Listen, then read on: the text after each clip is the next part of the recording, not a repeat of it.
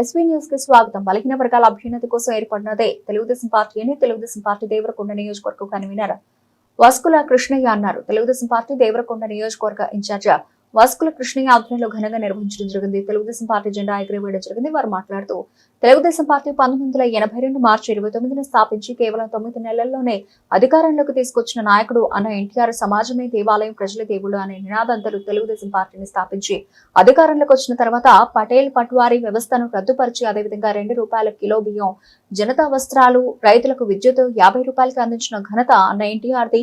ప్రతి పేదవానికి కూడు గూడు గుడ్డ అందినప్పుడే నిజమైన స్వాతంత్రం వచ్చినట్లని ఆ రోజు ఎన్టీఆర్ చెప్పారు. ఈ కార్యక్రమంలో జిల్లా నాయకులు, పట్టణ నాయకులు, దేవరకొండ నియోజకవర్గ నాయకులు తదితరులు పాల్గొన్నారు. రోజు అన్న స్వర్గీయ ఎన్టీ రామారావు గారు తెలుగుదేశం పార్టీ స్థాపించి 43 సంవత్సరములు పూర్తి చేసుకొని 44వ సంవత్సరంలో అడుగుపెట్టిన రోజు ఈరోజు. అట్లాగనే అన్న స్వర్గీయ ఎన్టీ రామారావు గారు ఎక్కడో మనకు నిమ్మకూరులో పుట్టి ఈ రెండు ఉమ్మడి రాష్ట్రాలకు ముఖ్యమంత్రిగా అయ్యి అన్నగారు బడుగు బలహీన వర్గాలు, ఎస్సీ, ఎస్టీ, బీసీ, మైనార్టీలను అందరినీ ఏకం చేసి అన్న ముఖ్యమంత్రిగా అయిన ఘనత ఒక ఎన్టీ రామారావుకేనని సభాముఖంగా చెప్తున్నాము.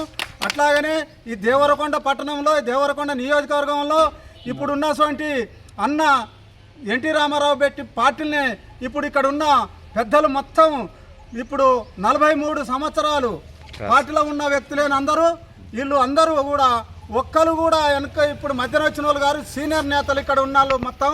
అట్లాగనే ఈరోజు నేను వస్కుల కృష్ణయ్య నా పేరు, నేను తెలుగుదేశం పార్టీ ఇన్ఛార్జిని దేవరకొండకు.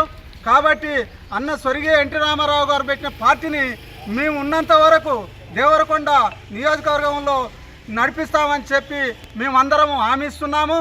అట్లాగనే ఈ 43 సంవత్సరాలు పూర్తి చేసుకొని 44వ సంవత్సరంలో అడుగుపెడుతున్న తరుణంలో మాకు రేపటి నుంచి కూడా అక్కడక్కడ మొత్తం ఊరూర తిరిగి మేమందరం అన్ని మండలాలు 8 మండలాలు, టౌన్ 9 మొత్తం దేవరకొండ కాన్స్టిట్యూషన్ తిరిగి తప్పకుండా మేము పార్టీని డెవలప్ చేసుకుంటామని ఈ సందర్భంగా తెలియజేస్తూ ముగించుకుంటున్నాను. 44వ వార్షికం చేసినాము.